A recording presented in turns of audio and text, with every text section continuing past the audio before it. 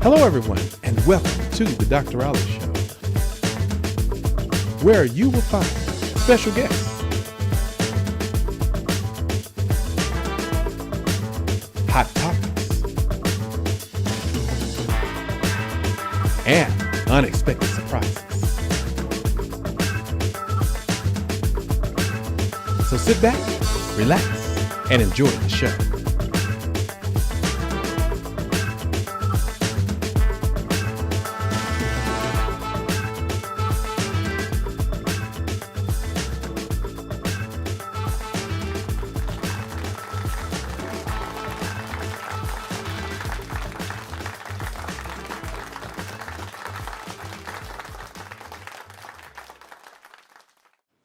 Hello, everyone, and welcome to the Dr. Ali Show. Today, I'd like to invite you to open your hearts and clear your mind as we dive into our topic. So, I have a very special guest here on today, and he has a very, I guess we could use the word, different type of testimony. And once you hear the story, you'll understand why. But this testimony right here is one that definitely caught my attention when I heard everything that occurred. And so therefore I invited him to be able to come and be a guest on our show today. And so without any further delay, I'd like for you to welcome Mr. Patrick Johnson. How are you doing today, sir? I'm doing great. How are you? Awesome. So before we dive in, as far as just talking about the testimony, just talking about as far as everything that where really the story is going to be going and the meat of it, I want to know, what would you say your title is? I'm a behavior management specialist. A behavior management specialist, and what's really the definition of that? Like, what all do you guys do? A behavior management specialist is an individual that works with at-risk kids to help turn their behavior from the negative to the positive, and making choices and the way they behave, the way they think, just all of those different things coupled together. Okay. And so when it comes down to like youth groups, is still affiliated as far as with that right there, or are those two separate entities? Youth groups as well, yes. Okay. And so is that really more of helping them to be able to get on track, or is it really more of like a motivational thing for the youth groups? I think it's a combination, honestly. It's a combination of both. Okay. And so how did you really get started as far as with working with the youth groups and even doing this right here? Sure. Before I left the Air Force, I separated from the Air Force in December of 1991. I began having visions and dreams. The Lord would wake me up about 3 o'clock in the morning and, just showing me visions of myself working with young people on stages, even my logo and the different things I have on my, ministry van, cargo trailer, and even my paperwork. And, I just started writing it out as the scripture says, to write the vision and make it plain. And now I'm at a point where I'm living that. So, but that started years ago when I was in the United States Air Force. Okay, so you started years ago as far as with that. You said the vision and dream of it, and then you was able to write it out. And then from there, you were able to really manifest it and bring it into existence. And now you've been walking in this for what we say about maybe, 20 years, 25 years? About 20, close to 25 years now, yes. Close to around about 25 years. And what number would you say that you've really been able to reach if you had to look at a whole of youth and young adults, really just as far as impacting? I would say honestly, and I don't want to make it sound too good or whatever, but I have It's okay. It's all right. Working at it for a while, probably about 5,000 plus. Oh, wow. Yeah. Okay. And I'm just being honest, and I think that's on the low end. Okay. So are you we're in Dallas, Texas today, but you're originally from East Texas? Yes, I'm from Harleston, Texas, born and raised. I'm a country boy and grew up in a family of 10 children. Now there are 5 boys and 5 girls. Wow. Okay.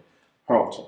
And so with that city that you just named out, correct me if I'm wrong, but I'm thinking that is the same city that is also related to the storyline that we're about to get ready to head into. Is that correct? Well, actually, it's about 15 to 16 miles away in Diana, Texas. Diana. Okay. Yes. Okay. So the biggest reason, why when I told our producers about your story and why they wanted to be able to bring you in on today and really us to be able to dive in deeper and talk about everything that you had already kind of shared as far as with your hometown and even the ones that watch as far as daily news and all of that right there is about 5 years ago you were pretty much going on your daily routine and just start from there and tell me what happened. Sure. I was actually at my good friend Eddie Tolles at his phone center in Long Beach, Texas, and Kevin Hawkins, who runs Divine Catering, he gave me a call, and what was happening, we were going to take a group of 20 young men that were fatherless up here to Dallas to see a Dallas Mavericks basketball game. Okay. So a lot of people had donated money. Back during that particular time, Kevin had a restaurant in Diana, Texas. Okay. And so he called me and said, "Hey, Patrick, I'm here in Diana. I've got the money. I'll probably be gone when you get here, but you can come and pick it up.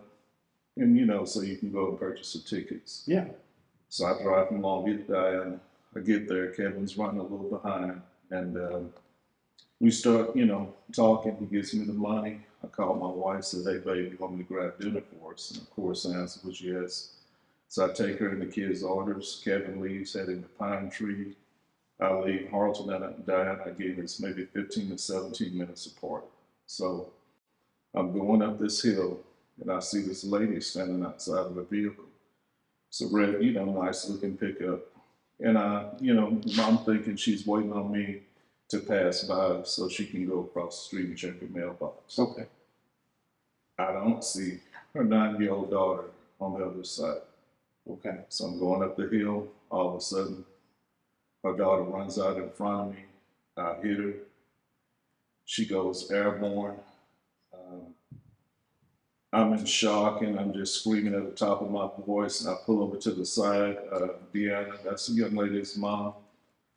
She runs across the street. I run across the street. She grabs my hand. She says, "Sir, I'm so sorry. It's not your fault. It's not your fault." Instantly, that Yes. comes out and says that to you. And we're crying and praying, holding hands all at the same time. "Lord, save Bella. Lord, save Bella." And I found out later her name is Isabella Smith, but everybody called her Bella. Okay. And she has a gash under her chin, and a lot of people start coming small town. Everybody kind of knows everybody. Yeah. And I'll never forget her grandfather came, the little girl's grandfather came, and he found out who I was, who hit his granddaughter. He came over and he grabbed me and we're crying together. And he again says, "It's not your fault. It's not your fault." But, me being the driver, I don't care how many times I heard that. Mm-hmm. My whole world was turned upside down because I've dedicated my entire life to working with kids. And here I am now in this particular moment. And it's not looking good. As I said, she has a gash up under her chin, and it looks, to be honest, like she's not going to make it. Mm-hmm. The sheriff's come, the DPS officer comes, he takes a statement. He said, "Mr. Johnson," he said, "you're going to go to the hospital." By this time, the ambulance has come. And I said, "Sir, I'm going to be honest, I really don't think so." Mm-hmm. And he says, "That's probably a good idea." He said, "Here's my card. Give me a call in a little while. I'll have to go up to the hospital and take the family statement." And so by then, my wife and kids have come. She was at school having track practice, I believe, at that particular time. Yeah. And that evening, it was a long trip back home, and two families' world turned upside down because of what had just happened. So we get home, I cut the television on, and I'm just sitting there staring at it, but my mind is, "Lord have mercy, I just hit this 9-year-old little girl." Mm-hmm.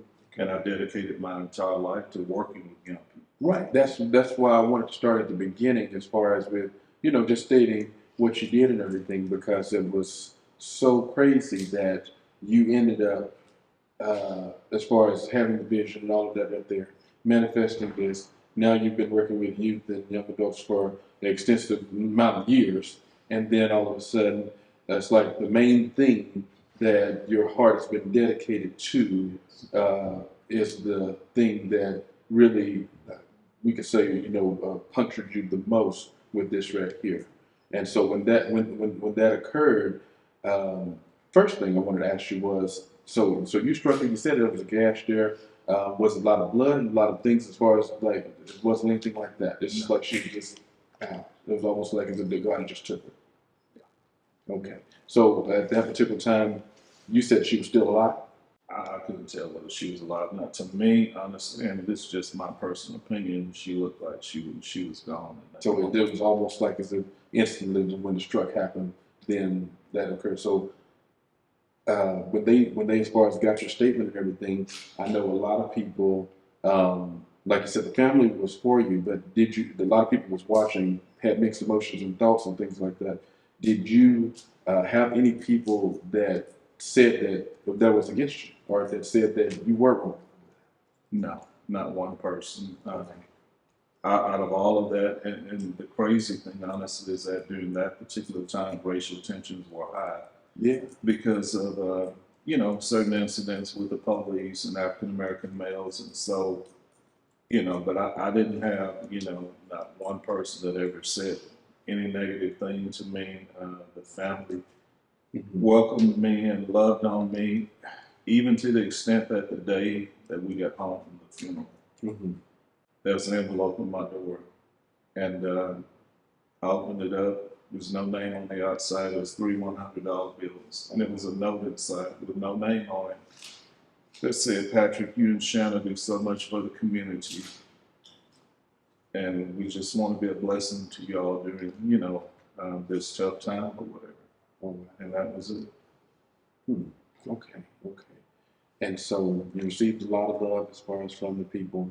Everybody pretty much, like you said, knows everyone. And so they knew of what had happened very short because, it's kind of sad to be able to say this right here, but bad news travels very, very fast. Absolutely. It travels very, very quickly. And so once the word started spreading, then uh, it was known that, that this right here had occurred pretty much all over your hometown and surrounding areas and all of that. That afternoon, I called the DPS officer, as he told me, and he didn't answer. So about 5 minutes later, he called me back. He said, "Mr. Johnson, this is Trooper such and such." He said, "I'm sorry to tell you, but we lost Bella at about 6:30. If I'm not mistaken, they transferred her to Longview Regional." Okay. And so I just broke down at that moment, started crying. My wife and my son and daughter Mm-hmm. were there, talking to me, comforting me, doing everything that they could. So my wife said later on that afternoon, she said, "Baby, what are you going to do as far as work?" Because at that particular time, I was contracting with Beckville Elementary School, Okay. meeting the kids in the library once a week. Beckville Junior High, I had 12 young men that I was working with. I would meet them in the library. Yeah. And I had 5 high school young men that I was working with at Beckville High School. Mm-hmm. And so I said, "Baby, I'm going to have to work." I said, "If I stay at home," I said, "I'm going to, fall into depression. I have to keep myself busy." Mm-hmm. So the next day, I always say we fake it until we make it. I put on that smile and acted as if You I just was kept okay. going through the motions. And I get to the elementary. The superintendent is there. He's obviously heard about the accident. Okay. The principal from the junior high, Miss Blair, was Mm-hmm. there. The 2 secretaries, everybody came out helping me. Mr. Johnson was so sorry. We heard about the accident. By this time, my students started coming in, and I looked at them. I said, honestly, "I'll be okay." Mm-hmm. And so I told my wife if they asked me about the accident, I would talk about it. If they didn't, I would try and keep it business as usual. Yeah. And stick to our particular, subject that we were going to talk about. None of the kids asked me about the accident, but they did know. They told me later on, weeks later. Mm-hmm. I get to the junior high. The custodian meets me, and she grabs my hand with tears welled up in her eyes. She said, "Mr. Johnson, I'm so sorry. I heard about the accident. She said, your boy's in the library waiting on you. She said, but the teachers want to pray for you in the teacher's lounge after you finish. Mm. So I took a deep breath, had my little briefcase, and right before I walked in, and I said, hey guys, how's it going? Mm-hmm. They said, Mr. Johnson, we're good. The question is, how are you? We heard about the accident. So from that point forward, I asked them, I said, or I told them that, I said, guys, I'm not doing good at all. I said, my heart is heavy. I said, you have 2 families that are hurting. I said, unfortunately, I hit and killed a little 9-year-old girl last night. And so I asked them, I said, let me see by show of hands how many of y'all have ever lost a loved one. And of course, all the hands go up. Mm-hmm. So from that point, I talked to them about honoring someone's death with your life. Mm-hmm. You know, because a lot of times when unfortunate situations like that happen, you know, friends or brothers or sisters or whomever, as far as youth, a lot of times they don't want to go to school or, you know, they want to stay at home, but there's no honor in that. Mm-hmm. You know, I try to honor my dad is dead and gone, all his brothers dead and gone. I try to honor their death in my life by doing good, working with kids, working in the community, Right. speaking, you know, positive motivation, encouraging, helping. And, you know, so I try and honor their death in my life in that particular way. Mm-hmm. Absolutely, absolutely. All of this right here is definitely being heartfelt. It's very touchy and sensitive, even interview, just to be able to learn and go deeper as far as about what happened on that day of, because I only can imagine how I would feel. Never been in that type of situation, but to know that I am responsible for what you've already actually dealt with that right there.